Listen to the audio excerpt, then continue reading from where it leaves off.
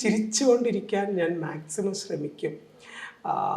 എന്നെ അത്രത്തോളം കരയിപ്പിക്കണം എന്നുണ്ടെന്നുണ്ടെങ്കിൽ അത്രത്തോളം എന്നെ സ്വാധീനിച്ച ഒരാളായിരിക്കണം. ആ വ്യക്തിക്ക് മാത്രമേ എന്നെ അത്രത്തോളം അപ്സെറ്റ് ആക്കാൻ കഴിയുള്ളൂ. എന്നാലും ഞാൻ ആ ചിരി കൺട്രോൾ ചെയ്യാൻ ശ്രമിക്കും. ബട്ട് ഞാൻ അപ്സെറ്റ് ആകുന്നുണ്ടെന്നുണ്ടെങ്കിൽ അതിനൊരു കാരണക്കാരൻ ഞാൻ അത്രത്തോളം ഇമ്പോർട്ടൻസ് കൊടുക്കുന്ന ഒരാളായിരിക്കും.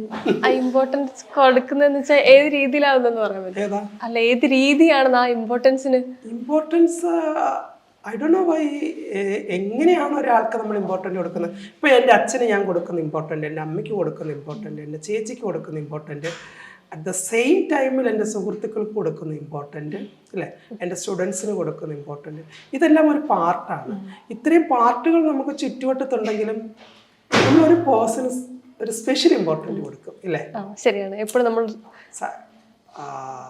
ഇയാൾ എൻ്റെ ബെസ്റ്റാണ്, എനിക്കെല്ലാം പറയാൻ, എൻ്റെ പില്ലറാണ്, I feel he's my pillar.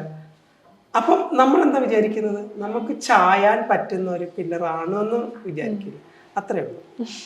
അല്ല, നമുക്കിപ്പോ ഇത് ചായാൻ പറ്റുന്ന ഒരു പില്ലറിന്റെ കാര്യം പറഞ്ഞല്ലോ. അപ്പൊ നമുക്ക് പല ആൾക്കാരും നമ്മൾ ഇതായിരിക്കും കരുതി വെക്കുന്ന വ്യക്തി ആയിരിക്കുമല്ലോ നമ്മുടെ ശരിക്കുള്ള ഒരു മെന്റർ എന്നൊക്കെ. അതല്ല, ഞാനത് അത്രയും ഡീപ്പായിട്ട് ഞാൻ പോയിട്ടില്ല. I don't want married life.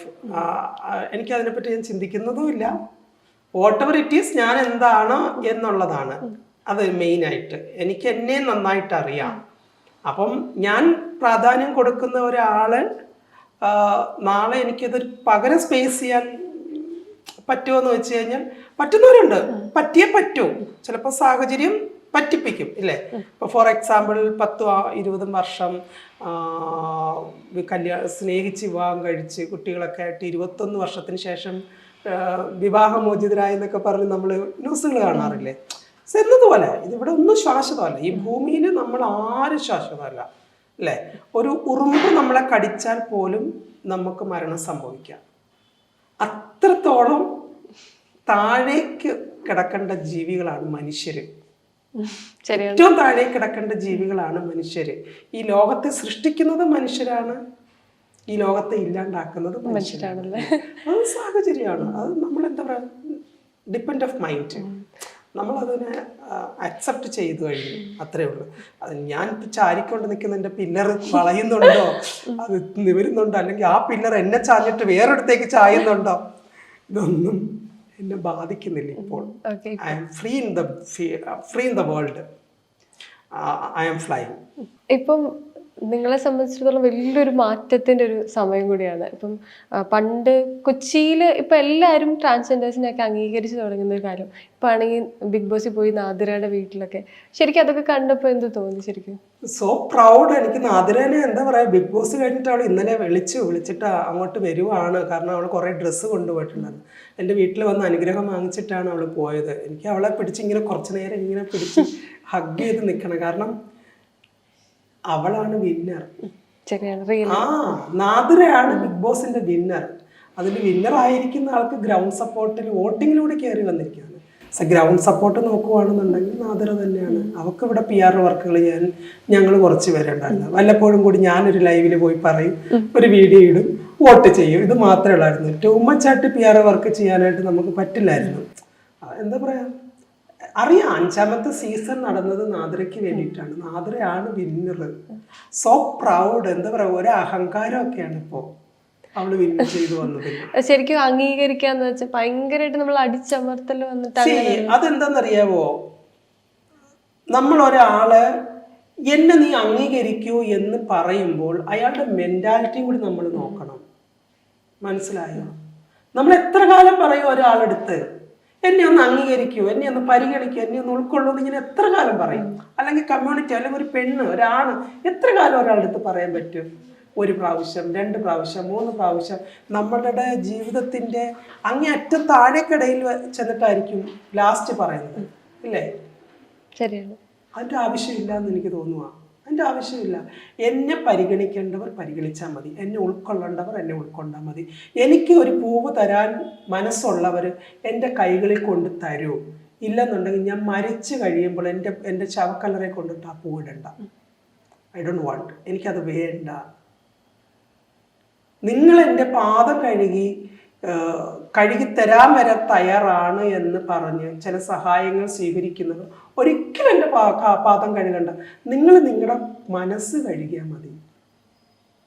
മനസ്സ് കഴുകുമ്പോഴാണ് തങ്കത്തളിക പോലെ ആകുന്നത്.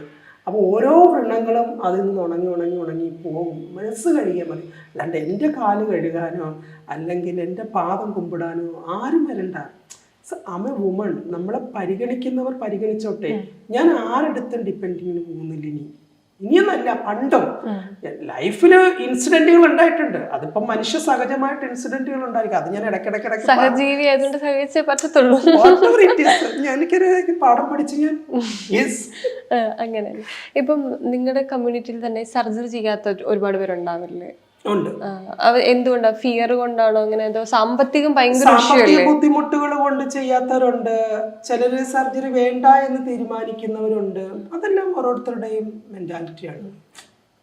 സർജറി ചെയ്താലേ സ്ത്രീ ആകൂ എന്ന് പറയുന്നത് ഫിസിക്കലിയാണ്, മാനസികമായിട്ടുള്ളതല്ല.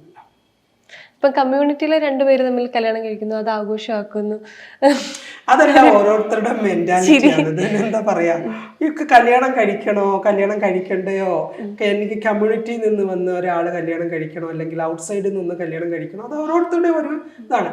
എനിക്ക് തോന്നുന്നത് കൂടുതൽ നമ്മളെ ഉൾക്കൊള്ളാനും നമ്മളെ മനസ്സിലാക്കാനും കമ്മ്യൂണിറ്റിയുടെ ഉള്ളിൽ നിന്നുള്ളവർക്കാണ് പറ്റുന്നത്.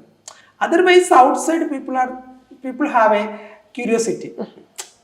ഇവള് സർജറി ചെയ്ത് എങ്ങനെ ഇരിക്കും, എങ്ങനെ ആയിരിക്കും, ഞാൻ അന്ന് കണ്ടവളെ അത്ര ഒറിജിനാലിറ്റി ഒക്കെ ഉണ്ടാകുമോ, അല്ലെങ്കിൽ അവളുടെ എന്താ പറയുക, ഞാൻ പച്ചയ്ക്ക് പറയാണ്, അവളുടെ ബ്രസ്റ്റ് ഒക്കെ ഒറിജിനലാണോ, ഇതൊക്കെ ഇങ്ങനെ തിങ്ക് ചെയ്യുന്ന ഒരുപറ്റം ഞരമ്പ് രോഗികളുണ്ട്. അവർക്കതൊരു ആഘോഷമാണ്. 1 മണിക്കൂറത്തേക്കോ 2 മണിക്കൂറത്തേക്കോ ഒരു ആഘോഷമാണ്. പക്ഷെ നമുക്കുള്ളിലേക്ക് വന്ന് വിടുന്ന ഒരു വേദനയുണ്ടല്ലോ, ആ വേദന എന്ന് പറയുന്നത് സർജറിയേക്കാളും അല്ല.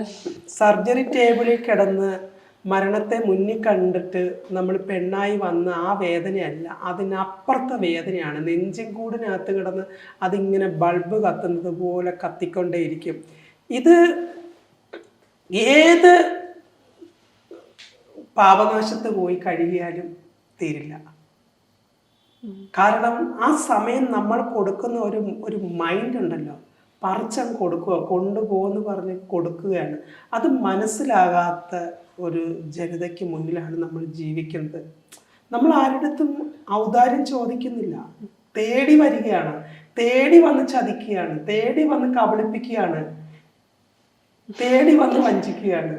കമ്മ്യൂണിറ്റി തന്നെയല്ല, പൊതുവെ എല്ലാവരും നേരിടുന്ന ഒരു പ്രശ്നമാണത്. എന്തോ എനിക്കറിയില്ല, ഞാൻ എന്തായാലും ഡിപ്പെൻഡിങ്ങിന് പോകുന്നില്ല.